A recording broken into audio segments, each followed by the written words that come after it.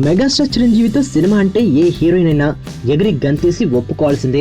కానీ వినాయక్ రామ్ చరణ్ ఎవరిని సంప్రదించట్లేదా, సంప్రదించిన వాళ్ళు ఒప్పుకోవట్లేదా అన్నది స్పష్టత లేదు. కానీ చిరు 150కి సంబంధించి అన్ని కుదిరినాం, హీరోయిన్ ఎవరన్నది మాత్రం ఇంకా ఫిక్స్ అవ్వలేదు. ఈ మధ్య రెగ్యులర్ షూటింగ్ కూడా మొదలైపోయింది, కానీ హీరోయిన్ సంగతి తేలలేదు. నయనతానుష్క, దీపికా పదుకొనే ఇలాంటి పేర్లు కొన్ని ప్రచారంలోకి వచ్చాయి, కానీ వాళ్ళలో ఎవ్వరూ ఈ సినిమాలో నటించట్లేదని తేలిపోయింది. తాజాగా ఓ బాలీవుడ్ హాట్ బ్యూటీ పేరు తెర మీదకి వచ్చింది.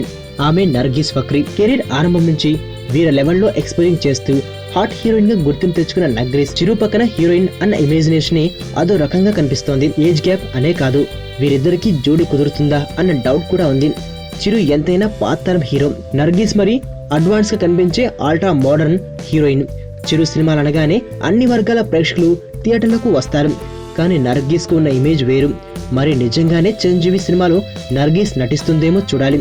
నర్గీస్ కన్ఫర్మ్ అని ఇప్పటికే ఓ నిర్ణయానికి వచ్చేలేం, కానీ ఆమె పేరైతే పరిశీలనలో ఉన్నట్లు తెలుస్తోంది. ఈ మధ్య నర్గీస్ నటించిన అజహర్, హౌస్ఫుల్ 3 సినిమాలు మంచి కలెక్షన్లు సాధించాయి. ఈ 2 సినిమాలు పూర్తి చేసి రెస్ట్ కోసం ఫారెన్ టూర్ వెళ్లిన నర్గీస్ త్వరలోనే ఇండియాకు రాబోతోంది. అప్పుడే చిరు సినిమాలో ఆమె నటించేది లేనిది ఓ క్లారిటీ రావచ్చేమో.